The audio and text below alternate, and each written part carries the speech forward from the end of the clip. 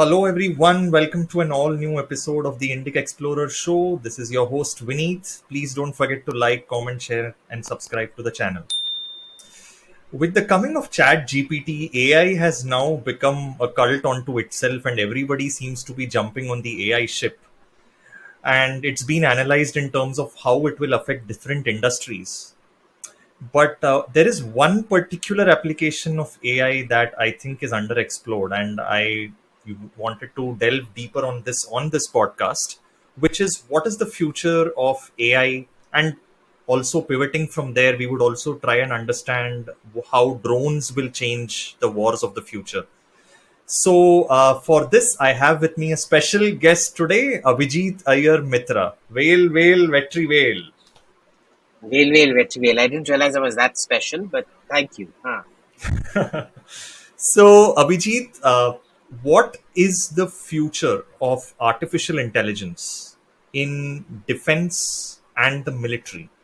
So, the basic thing about AI is I don't think ChatGPT is a very good this thing to go on because ChatGPT has been caught lying. ChatGPT has been caught fabricating. ChatGPT has been caught embarrassed and creating content because it is embarrassed at not knowing stuff. That this is what happens when you have a publicly sourced and carefully, uh, curated AI bot, curated, of course, to conform to all the political correctness and crap like that, right? Because it won't criticize China, but it'll criticize everybody else, kind of thing. So, what ends up happening is we need to understand that military AI is a totally different game. It is based on the learned experiences on the battlefield, and it is very, very, very good at what it does. I would almost say it's got this whole uh, uh, it's got a lot of things wrapped around it because today you can do completely autonomous takeoffs and landings even from aircraft carriers by drones and things like that, which are actually better than human landings because a human being is essentially doing a tactile landing, huge amounts of training. Here, they've taken all the tactile senses of the pilots and put it into an algorithm where it's able to process it very quickly. And it's even able to see the pitch and roll. It's mathematically able to calibrate the pitch and roll of the ship and the wind speed and things like that, which a pilot would not be able to carry out those calculations immediately and land it on an aircraft carrier. Landing is the toughest possible human uh, endeavor in the military I can ever think of. And they're able to do it completely autonomously, completely free. Right. So that is huge. You've condensed the amount, almost 8 to 9 years of training that it requires to become a fantastic aircraft carrier based pilot into just an algorithm which can be fed. And this is the thing about software. Software is very expensive to write, but it is free to replicate. Right? Microsoft Word, for example, is very expensive to write the software for it. But after that, technically it's free. I mean, if you get the pirated version, it's free. You're only paying for the legitimate version, right? So what happens with things like this is military AI is very good. But what is military AI used for right now? We've still not reached the point. Nobody is comfortable with allowing artificial intelligence to take the decision to kill a human being. Because once you cross that, that's a very big step to cross. So what you do is there's always a human in the loop to press the button saying, yes, kill authorized. That's very, very important right now. Because once you teach a machine to kill a human, violate its sort of first principle kind of thing. I mean, you've seen this with the Terminator movies, right? Oh my God, it's happening, whatever that thing is. Right now, what it does is it reduces the workload on the pilot or the tank operator or the ship captain or the ship weapon systems operator and things like that. Let me give you a simple example.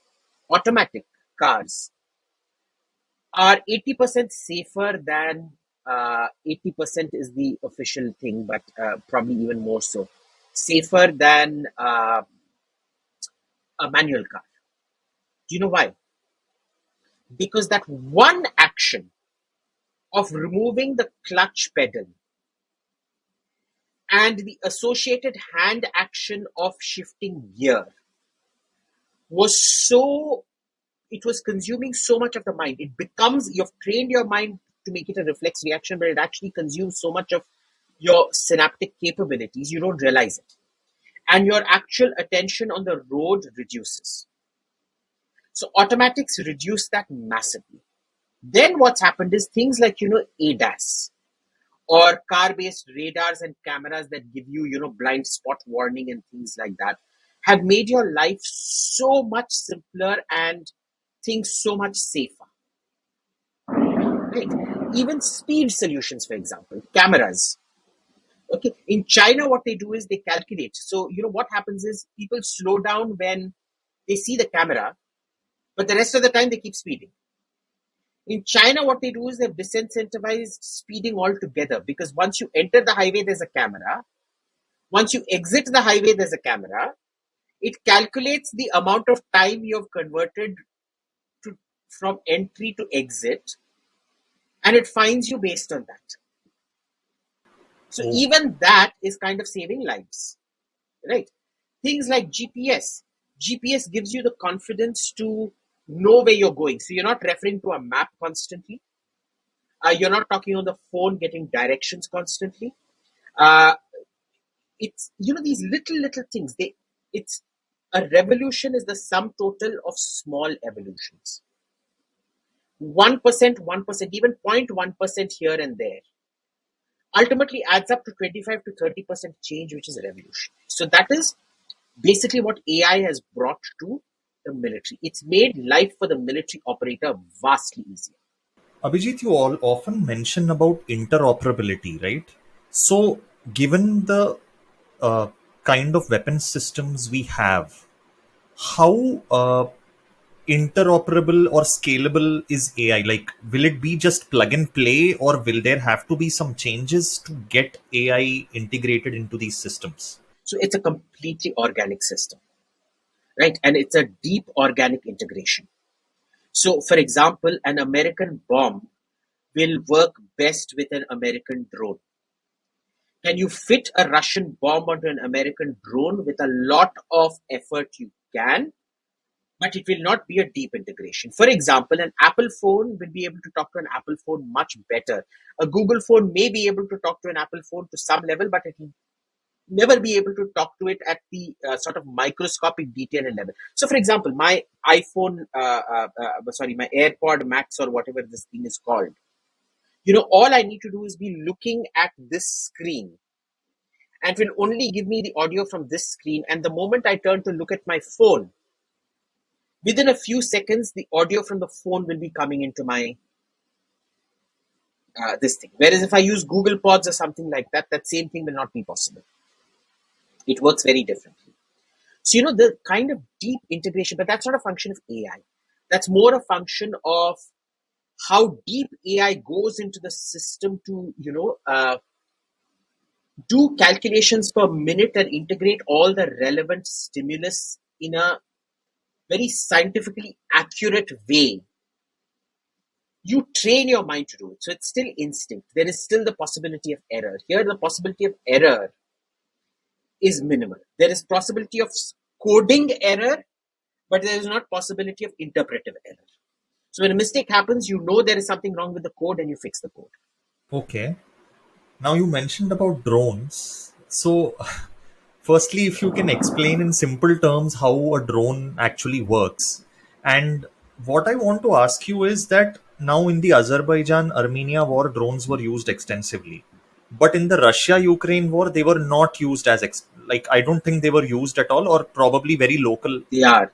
They are a lot actually. Okay, okay. So, in what kinds of applications, like in terms of war terrain or what, like will drones be used and not be used? Are there any places where it this will? I'm not seeing a single application where a drone will not be used.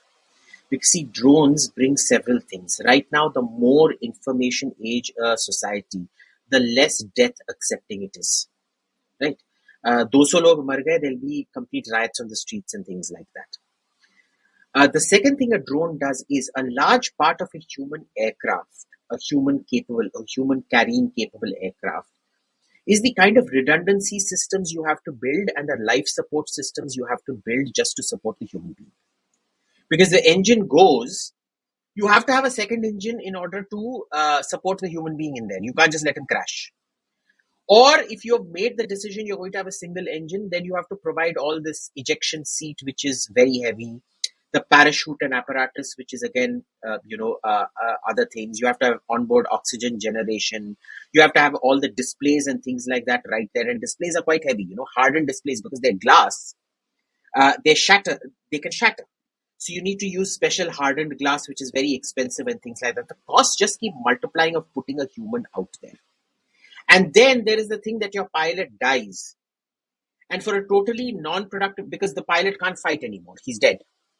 But you have to pay his pension and everything for the next 30, 40 years and things like that. Right? Look after his family. The family still gets veteran benefits and things like that. So, there are so many costs associated with it that drones negate. Now, there are two approaches to drones. One is the sort of simple rudimentary drone, which is like that remote controlled aircraft we all used as kids. But see, those aircraft were line of sight. They were very simply कि हम जो देखते थे plane वहीं उड़ता था. A drone kind of adds this two-way connectivity where it's got a camera now which is feeding back information to you. And the Americans have, of course, taken drones to the next level that they're so expensive that what was lost in terms of what expense was lost in terms of human support on the aircraft are now been added in terms of electronic support on the aircraft. And this is what the West does. They focus so much on quality. It's a good thing, but it also has its limitations. It's constantly been this sort of battle of quantity against quality, historically. The human warfare has always been quality versus quantity. And you look at what the Iranian drones have done in Ukraine, for example. We all heard about the Turkish drones in the first stages of the war, the Ukrainian Turkish drones, decimating Russian tanks. Then what the Russians did is that they bought much, much, much cheaper Iranian drones. We just have a camera, they have remote control, and they have a bomb in the nose. And the moment they see a Ukrainian tank, they just go zoom down and boom. Even that old generation tank is worth about, say, $100,000. But your drone is only worth about $7,000 to $8,000. Right? And it's the entire drone that goes in and bombs you. It's not the drone detaching something and coming back. So it's almost functioning as a missile. The difference is a cruise missile doesn't loiter. This one will loiter. It's got a very long engine life because chota sa propeller hai uspe, very low energy fuel consumption. So it stays there for like 6-7 hours, and the moment it finds a target of opportunity, then it goes. Whereas a missile is pre-programmed, it's a jet engine, and it goes. Once it's programmed, udhar hi marega. I mean, you can reprogram it, but so a drone is much easier. And again, you see what the Russians are doing is they play to their strengths, which is quality, and the West is doing what the West does, which is play to their strengths and go for. Russia is going for quantity, and the West is going for quality. But now, so the question here is like, how is this going to impact warfare in the sense if human beings are going to be used less? So, firstly, there will be job losses, but of course, when you're in defense, you're saving lives. You don't look at it just as a It's job death loss. loss. It's It's death a death reduction. save. Yeah, it's a saving Yeah. of death. But We're saving of life. Yeah. sorry, yeah, saving Not of saving of death. life. Yeah. So now in that scenario, if both sides in a war are using drones, and it's going to be total war, them checkmating each other with drones, people are not dying. So in my view, the way I see it is the war will continue forever till the time their infrastructure and industrial capacity is going on. No, they do. They do die. They just die differently. It's here the drone doing the killing of your human beings, and my drones doing the killing of the other person's human beings. You see, they're still killing people. There will always be manned devices. There will always be manned fighters, manned bombers, I think. There will always, at least, and ground is much more. See, you have planes that can run on autopilot, but you still don't have cars that can run on autopilot.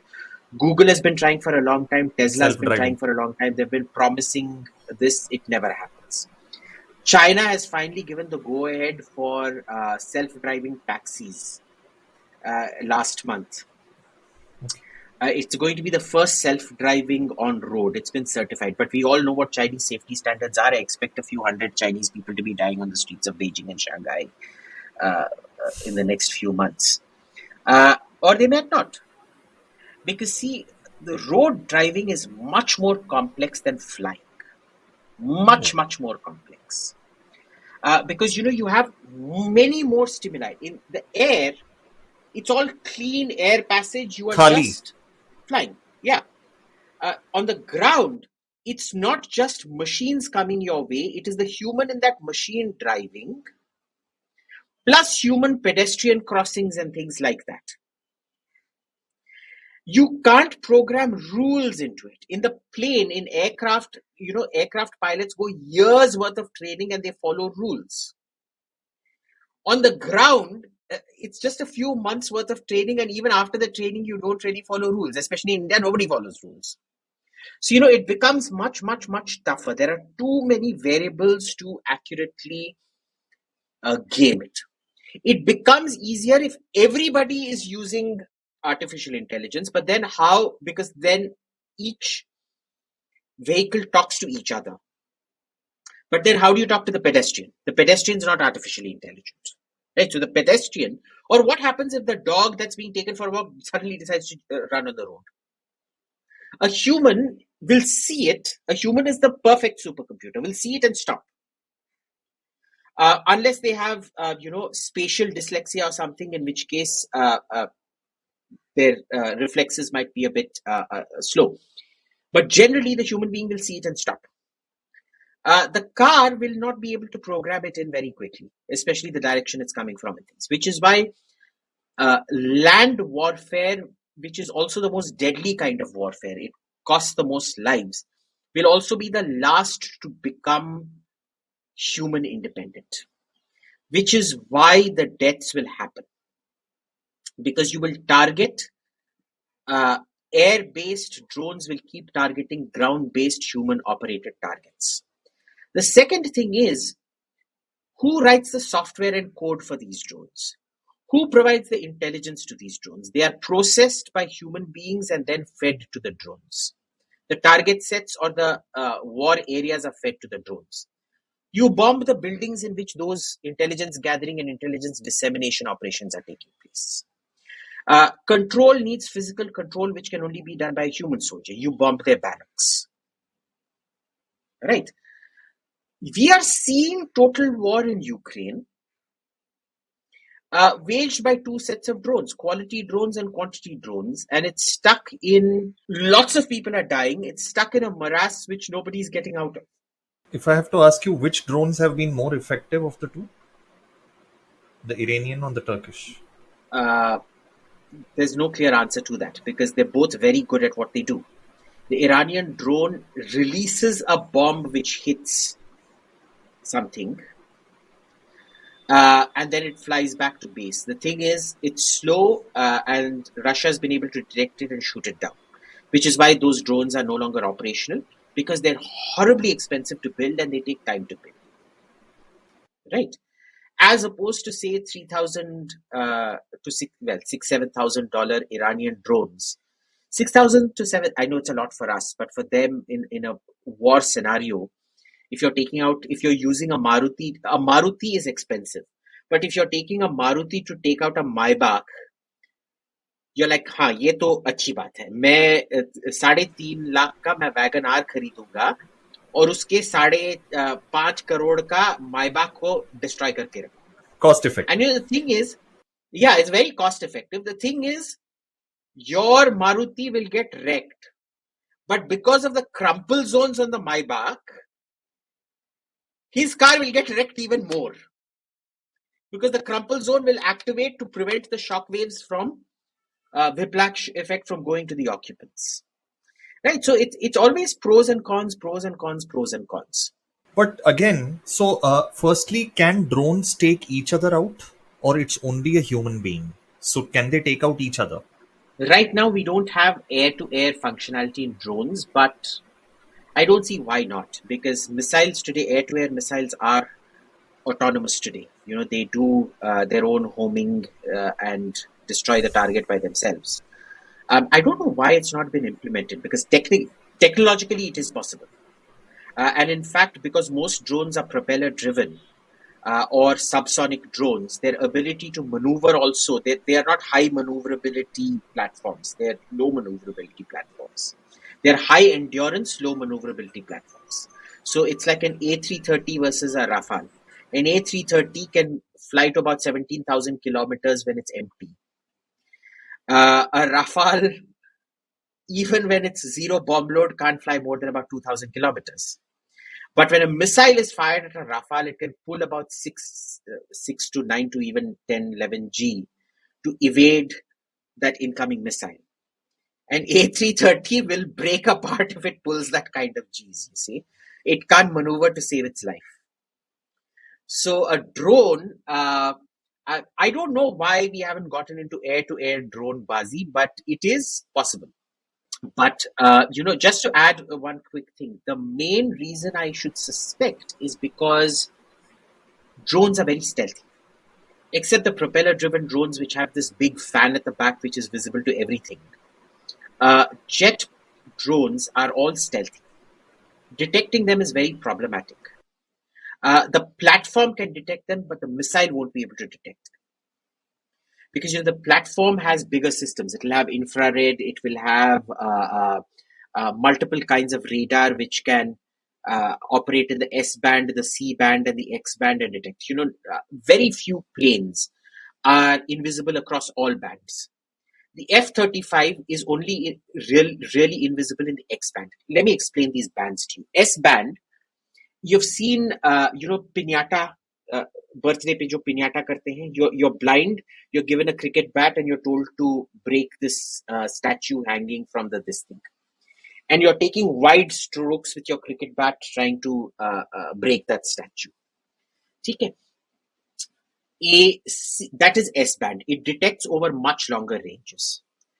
A C band is somewhere in between. It's kind of like, somebody, a blind person going up and generally feeling things to cross the road. The X band is the most minuscule band. Its waves are very, very short. And it's like a blind artist feeling up a statue so that he or she can replicate it perfectly. Right? Now, what happens in this is the F-35 is optimized to X band stealth. Now, all missiles function on X band stealth, on X band radar. So you will have the ground-based radar, which will ultimately be able to detect the F-35. The plane-based, it will then alert the aircraft, which will have a good idea of where the F-35 is, and ultimately be able to detect it with infrared. But the missile still can't acquire it because the F-35 is still stealth in the X-band. Which is why the Israelis have come up with this thing called the David Sling, which has both radar and infrared. So it won't be able to, when it is fired at an F-35, it won't be able to detect the F-35 on the radar. But it will detect you on the infrared, come up close to you, and then, no matter how stealthy you are, once you're within a certain distance, no amount of stealth is going to work. Okay? So at that point, stealth fails. But it still doesn't explain, why we haven't come across air-to-air drones which don't have both radar and IR guided missiles. You fire a radar guided missile and you fire an infrared guided missile to take down a plane. That should theoretically at another drone, and that should work. And even for that, so you're saying drones now only can attack land-based people or objects. So air, Yeah, they can't take out jets. They can't. they can, but nobody's operationalized that capability capability. yet. Okay, and what about vessels in the water? Yeah, yeah, That easy, is just as easy. land, right? No issue. That is you have maritime drones. For dangerous jobs like mine detection and mine elimination and things like that, you have drones. You have for patrol, for sea patrol, for the Coast Guard and things like that, coastal patrol. You have completely autonomous drone boats with machine guns fitted on them. The machine gun is remotely controlled by a human. Like I said, the issue of a machine killing a human becomes very, very legally and problematic. Uh, Boats are, in fact, so it's always the Air Force that leads, the Navy that follows, and the Army that tags far, far, far behind. Okay, but this application like coast maritime security, like patrolling and all, is this already operationalized by the different navies? In Is it Israel, yes, in Israel, in Sweden, yeah, Sweden uses it for mine operations. Israel uses it both for mine and for long endurance coastal monitoring. Yeah, absolutely, they do. so? Basically, they are waterproof. They can go. The setup is It's the basically a boat. It's basically one of those speed boats, those chota rigid hull RHIBs, कहते हैं ना, rigid hull inflatable boats. okay. It's one of those Oh, with all the drone apparatus, because navigating in sea is easy. Well, it's easier. then land. It's easier than land. It's slightly tougher than air, Why is that tougher than because air? you still have a surface. You still have a surface. You can still run into reefs and shoals, which will not. The stones will not be visible, but your propeller will still go hit them. So there are those issues. In the air, you hit turbulence pockets. Turbulence pockets aren't going to do much to you except shake you around. But your propeller hitting a rock, nah. Yeah. So how will this be like? I'm sure India also has drones in the army. So how No, we don't. We only we have don't? them in the Air Force, and we don't use them properly. Galwan happened because we did not use our drones properly. See, Air Force has drones. They refused to dedicate that capacity to the army. So when they wanted 24/7 surveillance on if the Chinese were withdrawing or not, they were forced to send in patrols, because the Air Force simply wasn't providing them with 24/7 coverage to monitor what the hell was happening out there. If you are in Kochi, for example, the Navy uses them quite well. If you are in Kochi, and these are maritime airborne drones. We don't have maritime boat drones. We have maritime airborne drones. If you are in Kochi, and if you ever stay at the Taj, Kochi, the waterfront Taj, it's fantastic just sitting in the swimming pool all day. And every 2 hours, you'll see these drones take off. And watching drones take off is a different thrill altogether, right? Because it is still a tech. I mean, it's the same thing we used to do as kids with our remote control aircraft, but it is still a novelty value to banta hai na. So you see Yeah. the herons take off, and it's quite thrilling. It is quite thrilling, yeah. So how will do you think there will be drone operating units or something like that? Will there be They specialized? already are. They already are. We have Air Force, specialized Air Force drone operating units and naval operating units. Naval drones are used for surveillance. So far, Air Force drones have also been used for surveillance. We're talking about getting armed drones.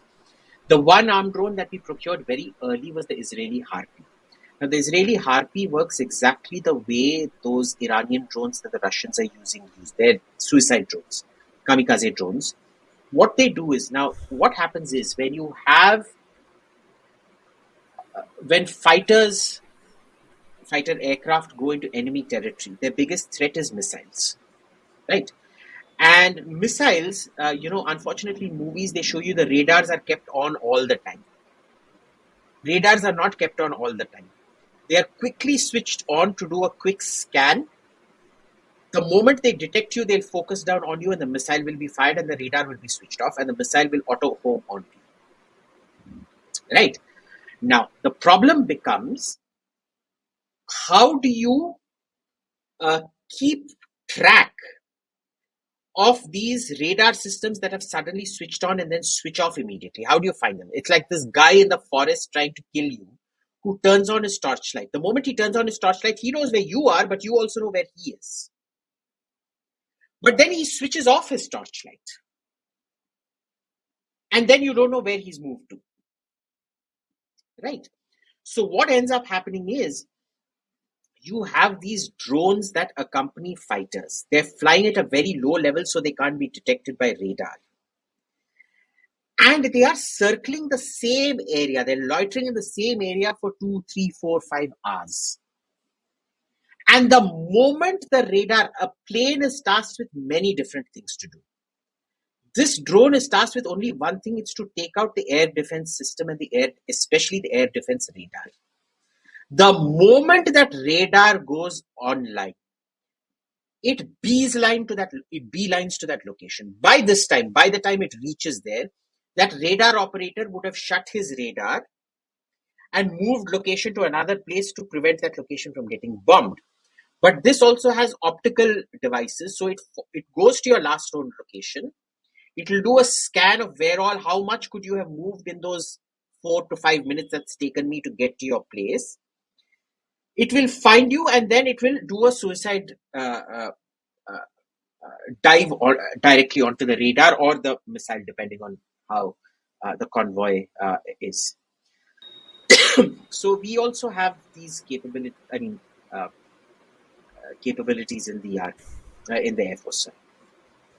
So, what do you see as an impact if there is a proliferation of drones because of their, increased use? What is the impact, good or bad, you see happening from it? Nothing. It's competitive. See, it's always competitive. It's not.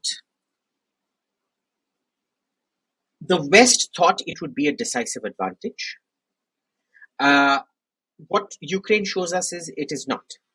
Because, see, the other side will always find the countermeasure to it. There is no revolution in military technology that lasts for more than 26 years. 26 years is the absolute limit. Okay. The West has been using drones for the last 20 years or so to kill people. It's at 26 years, I said, was the maximum. So imagine Iran, which isn't even a technologically developed state like Russia, being able to come up with a counter to all of this. So it's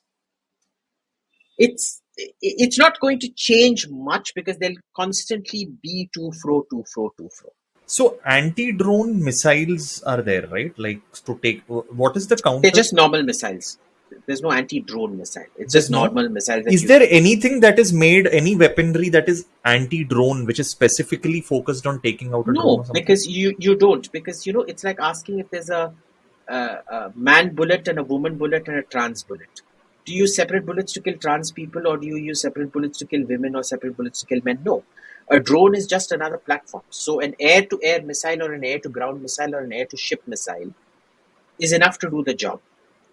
There are soft measures of killing drones, which are the same soft measures you use to kill missiles as well, which is to jam the missile or to confuse the missile through infrared directly at its optical sensors, which essentially, dazzles the missile and it can't do its job properly. It's, how they do it in this thing, when you're sitting somewhere and these naughty kids, they take a mirror and they flash it in your eye so that you can't see what the hell you're doing. It actually causes car crashes at times. It's actually a criminal offense, but that's essentially what those equipments do. Yeah. Now, usually when there is a military use of a technology, it also accompanies with some civilian use. And there's always been this talk of how drones can be used for civilian purposes. Like, for example, there's been this thing of, delivering doorstep delivery services for e-commerce platforms and things like that. Hmm. Do you see a future of drones being used for civilian purposes, and can that interfere with military? I mean, militarily, is that okay if it's being used? See, militarily, it's okay because now there's a lot of this thing on geofencing happening with drones, right? Where if you give your sensitive locations over to the drone manufacturer, they'll geofence the drones. The problem is then you're literally handing over your list of sensitive locations over on a plate to Chinese companies which mostly manufacture those drones, right? Those civilian drones. See, there are other things you can do. So, for example, around the perimeter of an airport, you can put drone jammers, because civilian jamming happens is much easier to do than military jamming. A military piece of equipment is so hardened, it will pick up. Jamming is what? You basically throw so many signals at something, it's not able to pick up the actual signal. A military equipment can pick up one part actual signal to a million parts of jamming. A civilian drone will probably do 1:10 at best. So, there's very low jamming required around a airport periphery, so that drones won't be used to hit landing planes or taking off planes at the airport. The thing is, they'll be used by perverts to go, photograph into people's windows while couples are having sex or whatever, which is always a problem. Or while somebody is nude sunbathing by their poolside or whatever. So that is the big issue.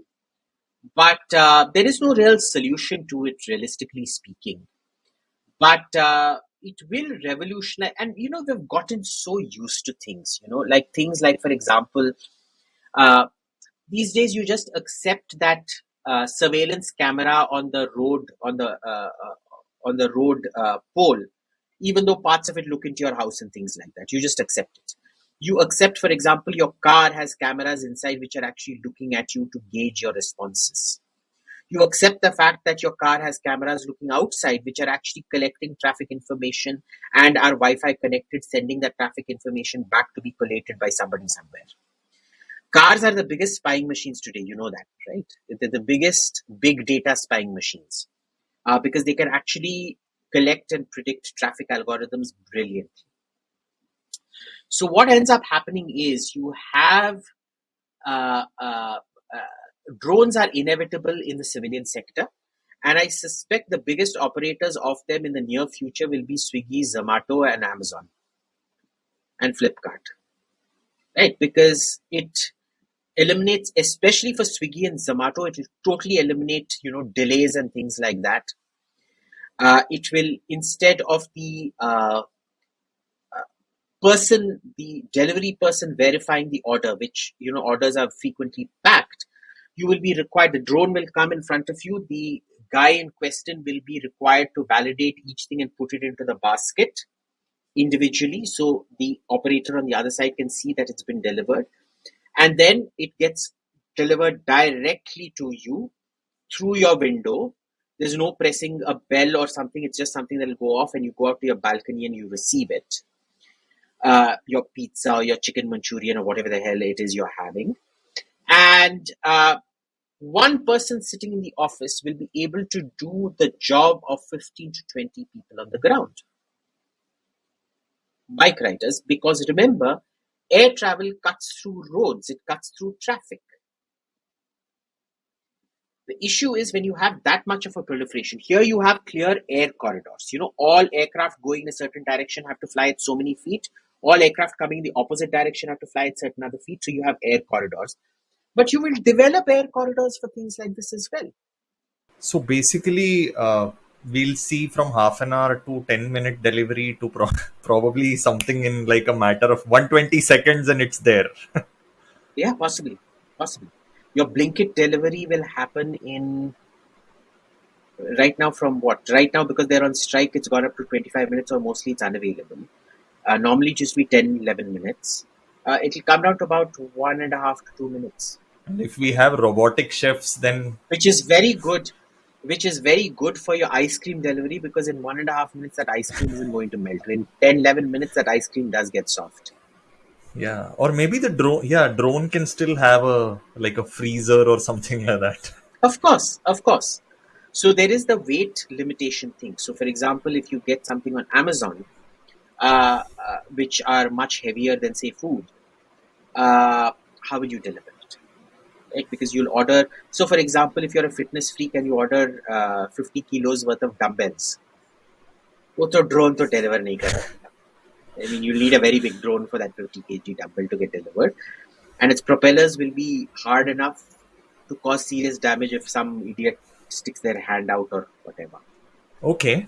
So now with all of these technologies coming in, how do you think because you look at defense and IR and how they affect each other, how would international relations be affected? How would diplomacy be affected because of these technologies? Like I said, not much. The real effects on diplomacy and things like that comes in when quantum computing comes in. Not so much the automation of existing systems. Because it is there is no drone that is doing what a human being hasn't previously done. Right? Drones are essentially unmanned helicopters or unmanned planes or unmanned cars or unmanned boats. Humans have been flying for the last few hundred years. They've been sailing and walking for the last few, I don't know, million years or whatever thing. So they're not currently doing. It's more of an industrial job function than it is a sort of technology or diplomacy transformative function.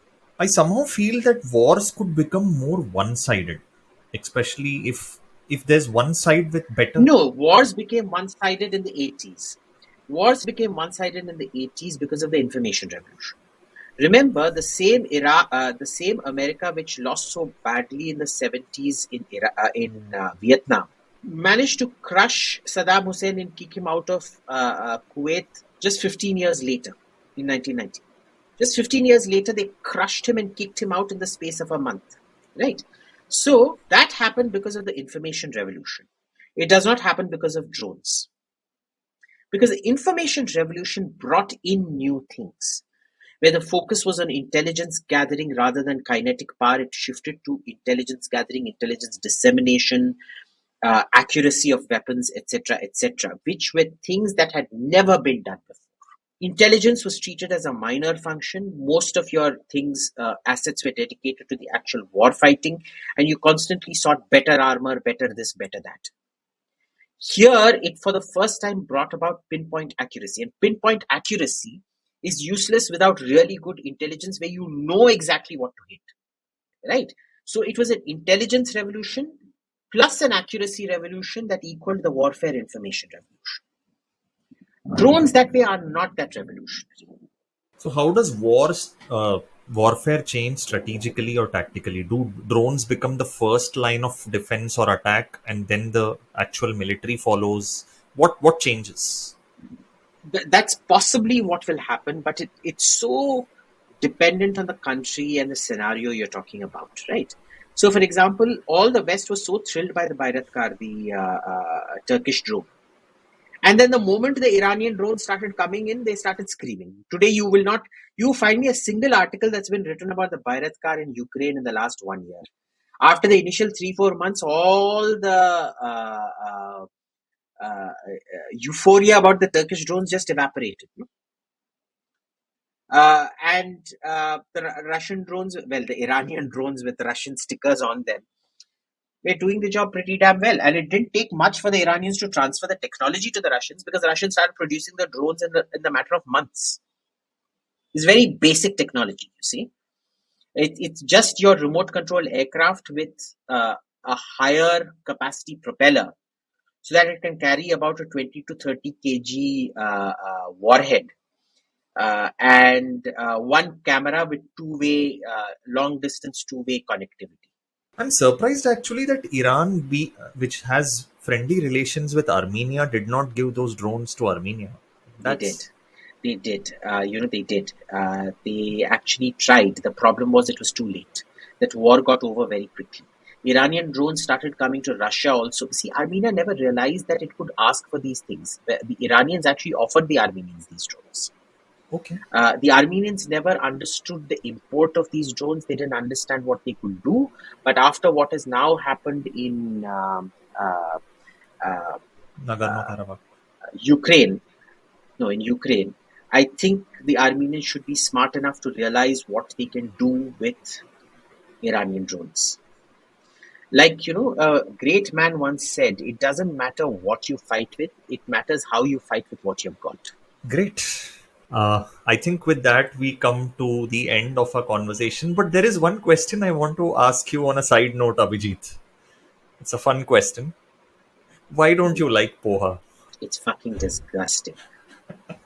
It's like, if I took You've been on a this tirade of packet, tweets against poha, this aval upma. if you take this, there is no aval upma. There is aval and there is upma.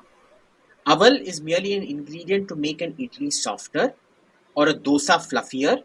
It is not meant to be consumed by itself. There is aval, which is separate, and there is upma, which is made with rava, which is separate. Aval is basically this cardboard. You take it, you put it in a mixie with a little bit of water and make a paste out of it. That is poha. You are taking something that is so delicious like rice, unnecessarily flattening it out. Who the hell told you to flatten it? और तुम्हारा कोई काम नहीं था. I mean, you need to be an A-level Mair Pidingi to go around flattening rice. You must have been totally which idiot thought of taking rice and flattening it? Is Why? it like a poor man's rice or something, or what? What's the issue It's not exactly? poor man's rice or anything. It's a moron's rice. Because it removes all the flavor from it and it tastes like plastic. But it tastes really good. I mean, I can understand if you say It tastes jalebi like poha, but nothing. It you put tastes like some whatever peanuts or whatever cashew. masala you add to it, and yeah, but you're enjoying the peanuts and the cashew. See, if you take this box, you put it in the mixie and with water and make a paste out of it and eat it with peanuts, those peanuts will still taste good. No, it's a very So you good. see, it's not. It's disgusting. You know that Sudama used to give it to Krishna. No, he used to give sattu to Krishna. Totally It different was thing. poha, no? No, it was sattu. Oh, okay. I don't Yeah. know. I heard. Or see these poha eaters, they're the biggest bloody liars. They've come up with the story that Sudama gave poha to Krishna. It was not poha. You read the original text, it says very clearly it was sattu. Acha. Okay. Hmm. Okay. Great. I mean, you've upset a lot of poha eaters online, but yeah. Anyways, we I come. don't care because see, Article 125A of the IPC, hurting sentiment only applies to human beings. If you eat poha, you're not human, you're subhuman. You're a cow. That's basically there's no difference between a cow or a buffalo or a bull eating grass and paper on the street. These days घास कहाँ मिलता है बेचारा गाय को, वो paper plastic खाता है रास्ते में. वही होता है पोहा और क्या होता है? You tell me what is the difference between paper which is crushed tree bark and poha which is crushed rice? I'm sure a Same lot. thing, no? I'm sure a lot of people want to fire drones at you now after hearing this, but अरे उनके पास दिमाग ही नहीं होगा drone operate करने के लिए. पोहा खाओगे तो दिमाग सब निकल जाएगा. okay. With that, we come to the end of the show. Thank you, Abhijit, for joining us. Jai Shri Ram. Thank you. Well, well, very well. Bye. Well, well, well.